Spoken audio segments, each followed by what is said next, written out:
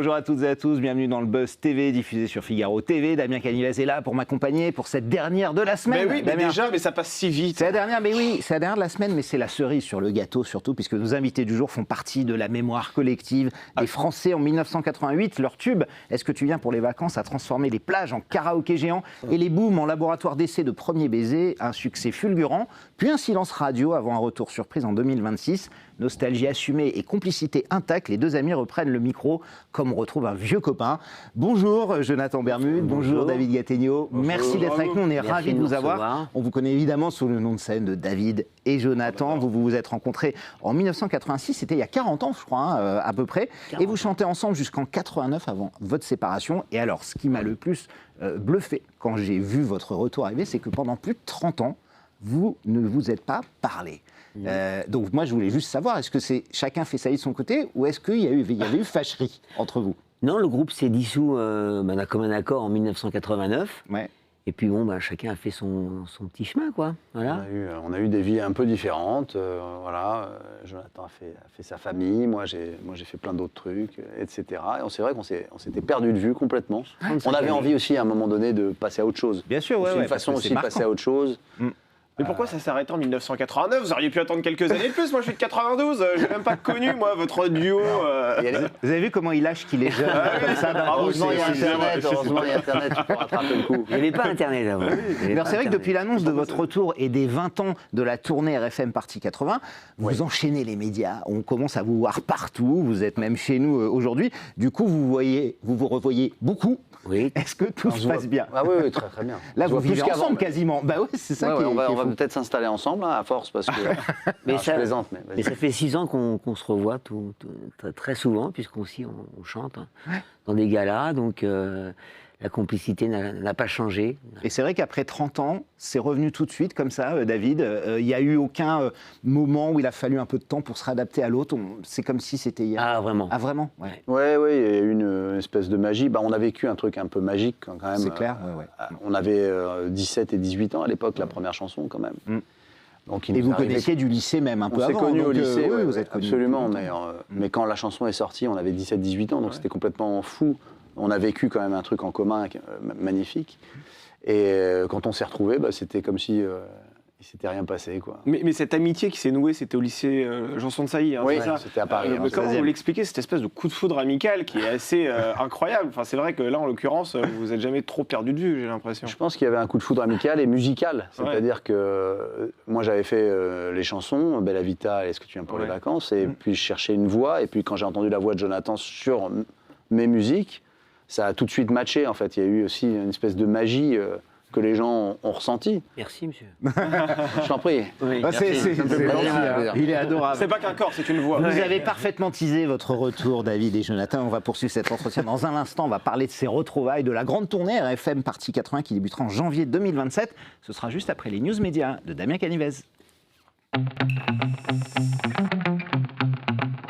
Et on démarre ces infos médias, Damien, avec le coup de gueule, et ça c'est un sacré coup de gueule, de Karine Le Marchand contre Le Parisien. Oui, exactement. L'animatrice d'M6 a publié une série de vidéos assez virulentes à l'encontre du quotidien francilien qui a publié un article au sujet de ses récentes prises de position, que ce soit sur l'immigration, sur l'affaire Liana ou même sur la peine de mort. Karine Le Marchand n'a pas sa langue dans sa poche et elle l'a montré justement le week-end dernier en provoquant de vives réactions à la suite de ses propos qui laissent entendre qu'elle serait favorable à la peine capitale. Elle avait déclaré: tu enlèves la vie, on t'enlève la vie. La journaliste du Parisien est donc revenue sur cette sortie, puis a rappelé les précédentes prises de position de Karine Le Marchand, un article qui n'a pas forcément été du goût de l'intéressé, qui a qualifié ce papier, je cite, de merde. Voilà, au moins c'est sans détour. Elle regrette que la page qui lui est consacrée la place essentiellement dans le camp de la droite, à droite de l'échiquier politique, alors que Karine Le Marchand estime qu'elle a pu émettre aussi des avis de gauche, notamment lorsqu'elle a soutenu le mariage pour tous.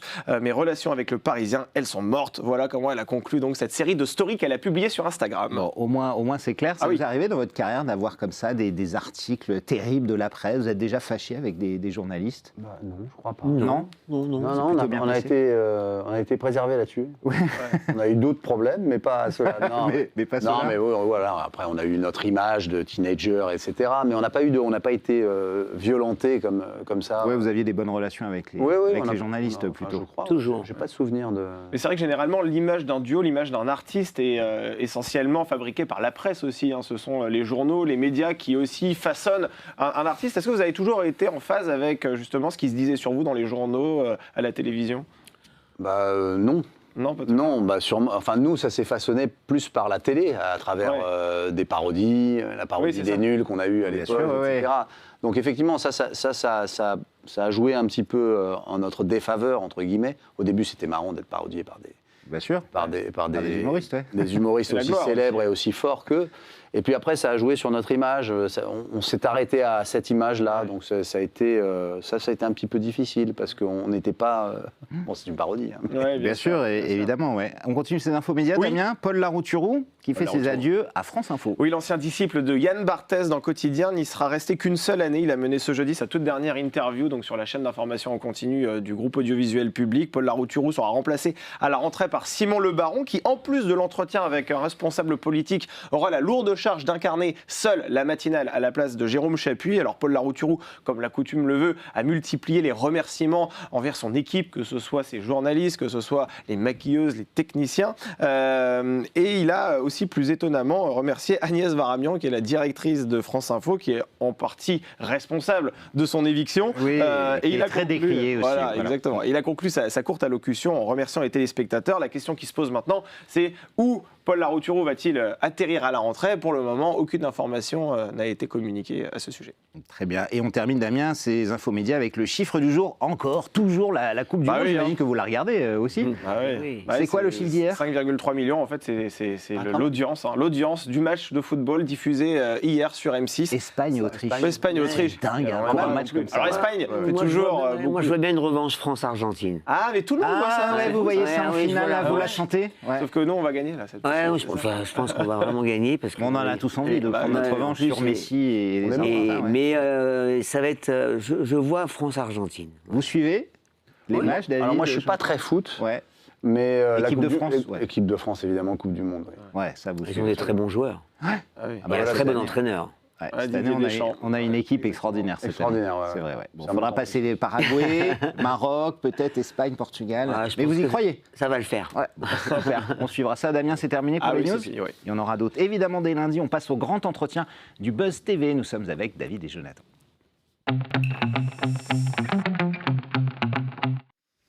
Ils avaient 18 et 20 ans quand leur chanson « Est-ce que tu viens pour les vacances » est sortie il y a plus de 40 ans. Après une longue séparation, des retrouvailles, ils vont remonter sur scène à partir de janvier 2027 dans la grande tournée des 20 ans d'RFM Party 80. Alors avant qu'on en parle, notamment, je voulais revenir sur votre rencontre, vous nous en avez parlé, c'était au lycée, à Paris. Celui qui a fait le premier pas vers l'autre, c'est vous, David, c'est ça ? En fait, vous cherchiez un chanteur pour vous aider un peu à mettre en avant vos compositions. Voilà, exactement. Moi, j'avais composé un truc au piano, et puis j'avais une voix modeste, on va dire, normale. Bon, alors, vous chantez bien, ça va. Ça va, c'est pas mal, mais voilà. Et j'avais pas confiance en ma voix, et je cherchais un chanteur, et on m'a dit, il y a un gars au lycée qui n'arrête pas de chanter, qui chante partout. Au lycée, en fait, vous chantiez Non, en fait, moi, je chantais dans les coups. Non, pas en classe. Non, en classe, j'étais pas un très bon élève.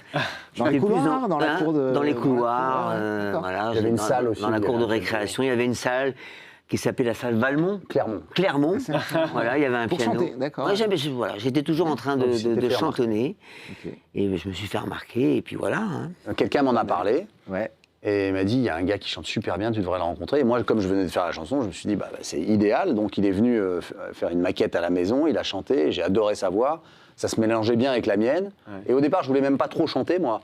Je me disais, tiens, on va peut-être trouver un autre gars à ma place, je sais pas, pour me remplacer, avoir une meilleure voix. Et puis il y a un copain de Jonathan qui est venu faire des essais à la maison, comme ça. Et ça l'a pas fait. Et finalement, je l'ai fait moi. Il a raté une belle carrière, tant pis pour lui. Dommage. Vous avez été repéré de la même manière que Bono, vous savez, le chanteur de U2. C'est Larry Mullen qui était le batteur du groupe. Exact. C'est lui qui a fondé. Et en fait, au lycée où il était, il a dit je cherche un chanteur parce que j'ai trouvé un bassiste et tout. Il dit va voir Bono. Alors c'est Lawson, Paul Hewson. Oui. Il dit va voir lui, il a une belle voix. Il était voir Bono, il a dit tu veux venir chanter chez moi, répéter, oui. Quel groupe. Et voilà. Jonathan et Bono même. Voilà, exactement. C'est la même chose. La bande à Bono. mono, c'est bien. Oui, c'est ça, c'est moins sanglant, mais on adore. Mais racontez-nous justement l'origine de ce tube incroyable de 1988. Est-ce que tu viens pour les vacances? Comment est-il né ce tube? Bah écoutez, faut dire ça au compositeur. Ah ouais, Alors donc vous le composez. Alors moi, je compose la Et- première chanson d'abord qui s'appelle Bella Vita, Ouais. qui vend presque plus que Est-ce que tu vas C'est pour les Bella vacances. Vita et Gina aussi. Il y a hein, Bella qui étaient- Vita, qui Gina, étaient et les juste vacances arrivent en 3. Et donc, je compose ça chez mes parents sur le piano. Et puis quand je le compose, je saute de joie. Je sens que j'ai trouvé quelque chose. Ouais, vous le sentez tout de suite. physiquement. Ouais. Là, vous sentez qu'il y a du pétrole sous vos doigts. Là. Non, mais ça me fait plaisir, ça me fait du bien en fait. C'est genre, Ouais. waouh, c'est moi qui ai trouvé ça, c'est pas possible. Et donc voilà, à l'époque, on chantait la première chanson en italien, en anglais, et on nous avait présenté Didier Barbelivien pour faire des paroles, Ouais. qui avait fait les paroles de Gina. Et là, on lui envoie la maquette de la chanson en yaourt anglais. Donc ça veut dire le yaourt pour les auditeurs, c'est on dit n'importe quoi en anglais, mais pour faire la mélodie. Ah oui, ok. Donc ça faisait Comme quand vous parlez anglais, Damien. Ah oui, c'est ça, oui. Sauf Oui, que vous c'est ne ça. faites pas exprès. Oui, Vous essayez de exact, parler, mais je vous n'y tente. arrivez pas. Donc on a envoyé une maquette qui faisait While right again a race to fall, a runners and a rain and drone. Voilà, ça c'était la mélodie. Donc ouais, ok. on envoie ça à Barbelivien et il fait un premier texte qui s'appelle On refera la route ensemble avant que nos 20 ans nous quittent, toi Simon, moi Garfunkel. Ah ouais. Et donc, Ouais, donc rien à voir. Rien à voir. Absolument et rien à là on voir. dit mais oui mais Ouais. mais non parce qu'on n'était pas comment dirais-je, on connaissait pas bien Simon et Garfunkel, on était jeunes. Je sais pas, on se disait ça Ouais, nous la correspond référence pas. n'est pas évidente. La référence n'était pas évidente, ça ne nous correspondait pas. Et donc il a fait un deuxième texte qui est Est-ce que tu viens pour les vacances? Et on l'a essayé, puis on a tout de suite. Avec Pascal Auria, votre producteur de l'époque, Absolument. absolument. Et ça sort en mai 1988. Est-ce que tu viens pour les vacances? Pour les plus jeunes d'entre vous qui ne connaissaient pas, ça ressemblait à ça. Écoutez.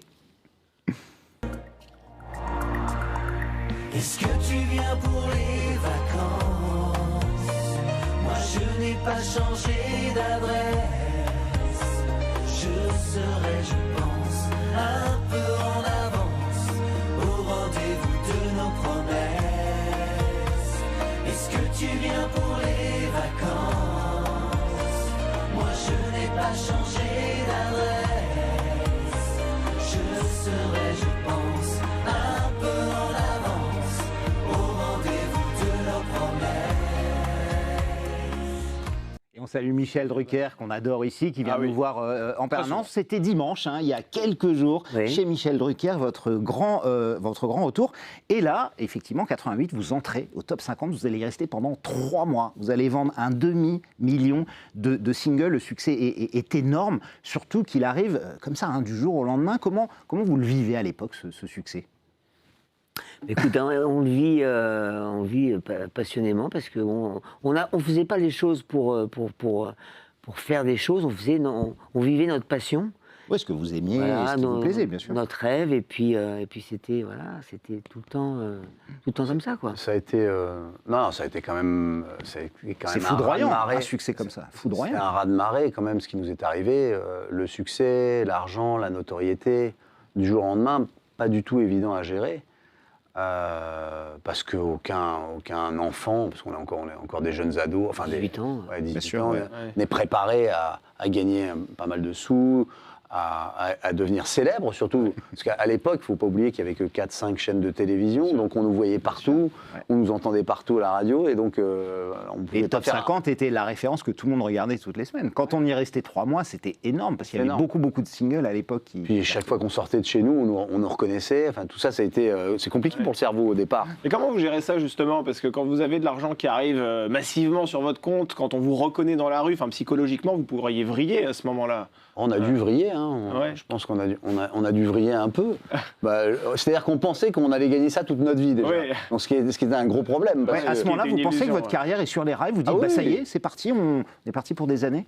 Ah oui, on se pose pas la question de se On se dire, pose pas la question. Ouais. se dire que ça va s'arrêter ou machin. Non, non, nous, on gagne tant par mois, par an, etc. Ça sera toute la vie. Donc, effectivement, on n'avait plus de notion de rien à un moment donné. On passait devant un truc qui coûtait telle somme. On se dit, ah bah voilà, on peut se se l'acheter. payer, bah oui. On peut se l'acheter, donc on se Vous l'achetait. n'avez pas trop mis de côté finalement, alors vous avez un peu, eu l'argent qui brûlait les Plus doigts, cigale quoi. que fourmi ici, quand même. Quand même. Si, moi j'ai eu la Vous avez chance acheté un d'avoir appartement ou voilà, des- j'ai acheté un ou petit des choses, appartement, un petit appartement très vite. Toujours un bon investissement. Voilà. Toujours la Et pierre. heureusement que je l'ai fait parce que je pense que sinon j'aurais plus rien. C'est toujours difficile d'analyser un succès après, mais si vous deviez tenter de l'expliquer, Jonathan, David, pourquoi ce tube-là, qu'est-ce qui a fait que ça a fonctionné, selon vous? Bah, ça a fonctionné parce que c'est la magie d'une amitié, c'est l'instantané, voilà, les gens, je pense, le public a ressenti un naturel, une sincérité, un vrai partage. Et puis la musique était quand même pas mal. musique quand même qui était Romantique, le côté romantique des deux, bah, qu'on n'a absolument pas calculé. C'est ça qui est rigolo, parce que on dirait du marketing presque, deux jeunes qui chantent ensemble, mais pas du tout. C'est né d'une problématique de voix et de mélange de voix. Il n'y a personne qui nous a dit mais ça serait bien de fabriquer un truc, etc. aucun calcul. Donc donc l'explication, c'est, je pense qu'il y a des journalistes qui nous ont dit, nous quand on vous voyait à la télé, on avait envie d'être vos copains. Ouais. Moi, j'avais envie de vous dire merci parce qu'en 88, j'avais 14 ans, j'allais dans mes premières booms et grâce à votre chanson, je peux vous dire que voilà, J'ai ça a emballé. aidé. Ça a aidé à avoir un certain succès, David et Jonathan. C'est vrai que j'adorais. Donc- Alors, c'est vrai que qui dit argent, célébrité, gloire, vous en avez parlé, hein, dit parfois aussi parodie. Vous avez parlé de Alain Chabat et Dominique Farrugia. On écoute juste, on n'a pas le droit de passer de clip vidéo, c'est comme ça, c'est des questions de droit, mais juste un petit bout du refrain. Qu'est-ce que tu vends pour les vacances? C'est vraiment leur voix, en fait, ils chantent vraiment. Les caleçons et les Et mailles. la mélodie n'est pas la même. Hein. Les accords. Les accords. Ouais, mais bon. Mais bon, c'était Ouais, alors, C'était sympa. à l'époque, c'est une parodie.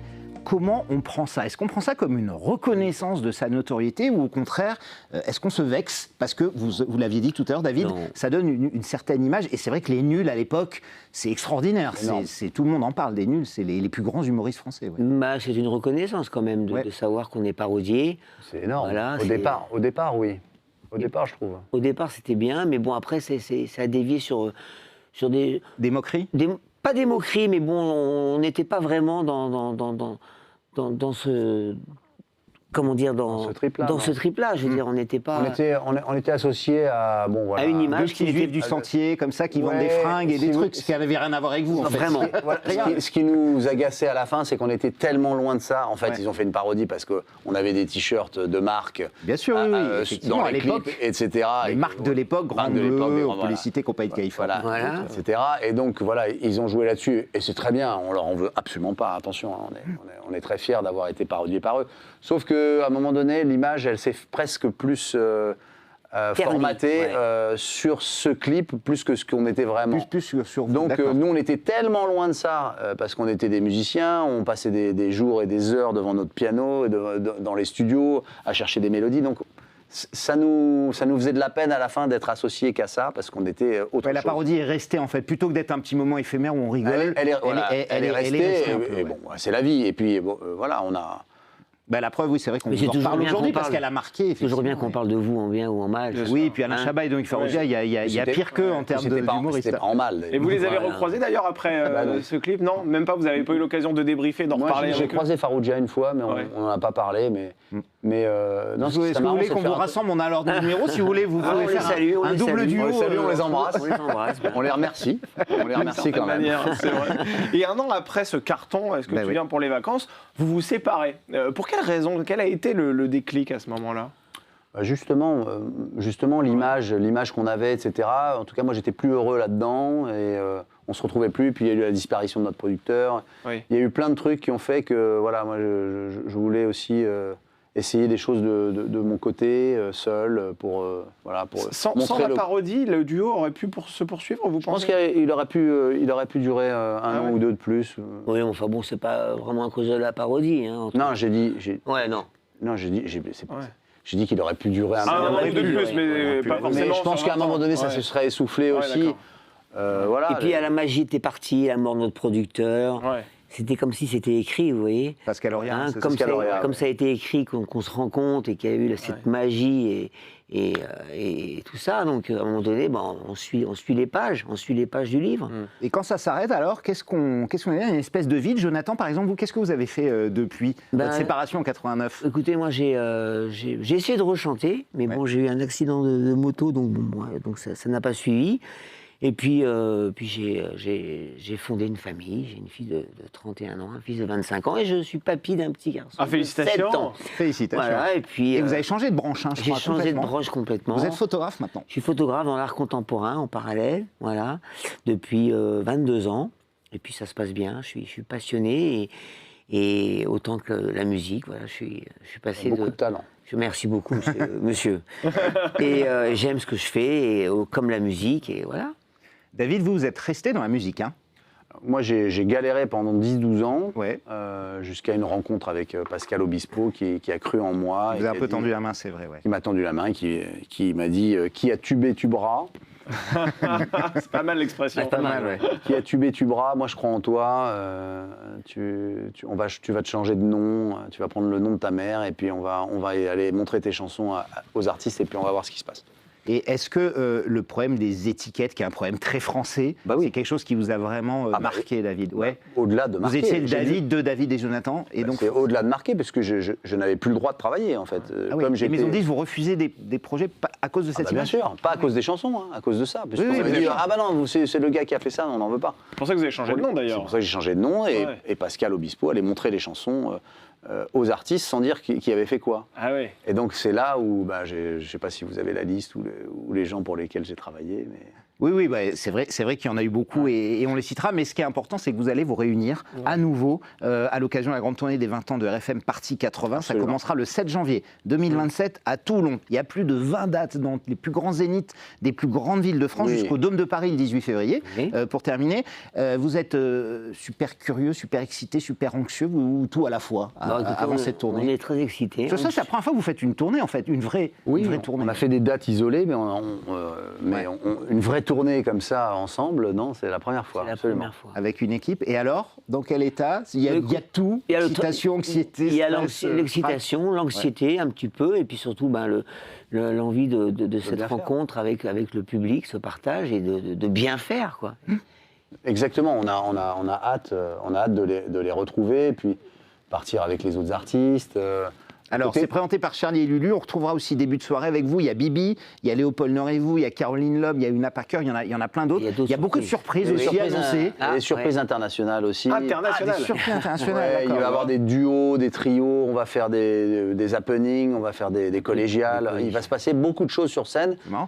très Et vous- différents des autres tournées, vous allez Et voir. vous vous connaissez entre vous? Ouais, un oui, peu bien sûr. Ouais, tous, vous les Ah oui, connaissez oui, On tous? se marre. Ah d'accord, ok. Ah, Ouais, on se ouais, marre. on a le côté colo, on part en train ensemble, etc. On se retrouve, on adore ça. Ça fait partie, Backstage, de la joie. On Ah se bah vanne bien sûr, bien, ouais, bonne côté colonie de charriade. vacances, c'est important. Et David, vous avez composé la chanson justement des 20 ans de la tournée, ça s'appelle Toujours là, et je crois qu'on a quelques images. On va Ouais, absolument. Ah, ouais, on a payé, on a payé. Très cher.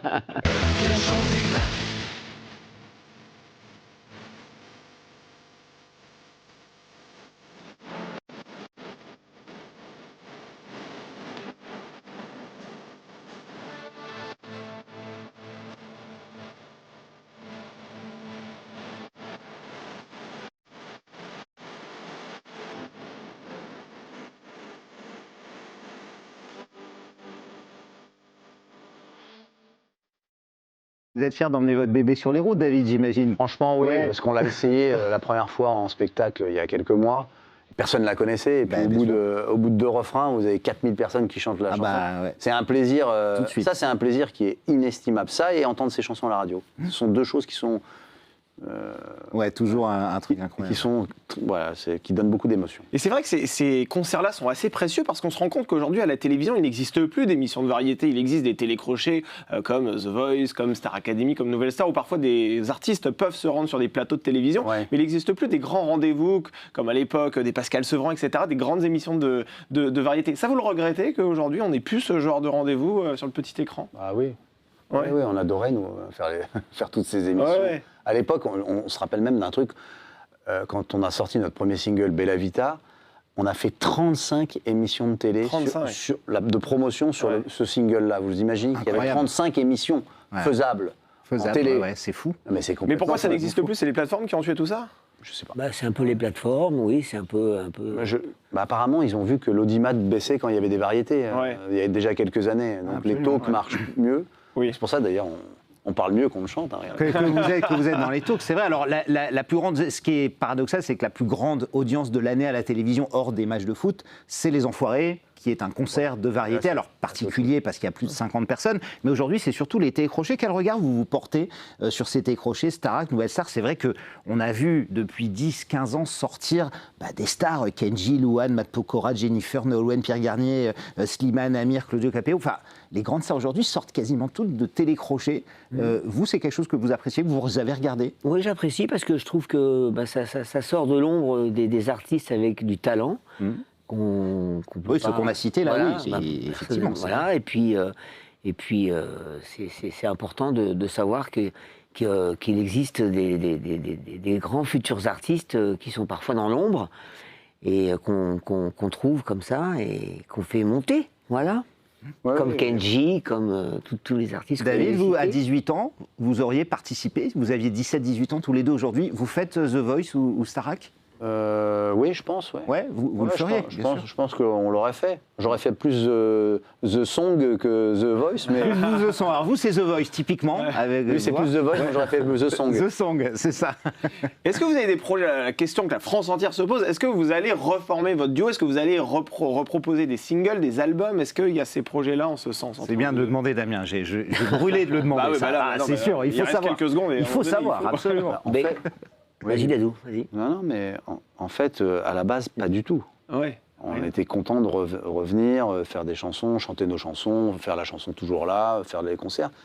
Mais là, ça nous dépasse complètement parce qu'on fait tellement d'émissions, on nous demande tellement, on est tellement qu'on se pose la question maintenant bien de sûr. se dire, mais attendez, mais si Pourquoi pas? pourquoi pas? Bah oui. Voilà. Et Donc, la nostalgie marche, on parle beaucoup de nostalgie Donc aujourd'hui. non, effectivement, c'est vrai, pourquoi pas. Ouais. Maintenant, il faudrait trouver le bon texte, le bon thème Et le pour bon faire sens. et la bonne chanson, et le bon titre. Bon, après, on va s'arranger, mais comme moi, je fais pas les textes et Jonathan non plus. Enfin, si, tu fais un peu de texte. Oh, un mais- petit peu. lui. Ouais, vous Mais- écrivez un peu, ouais.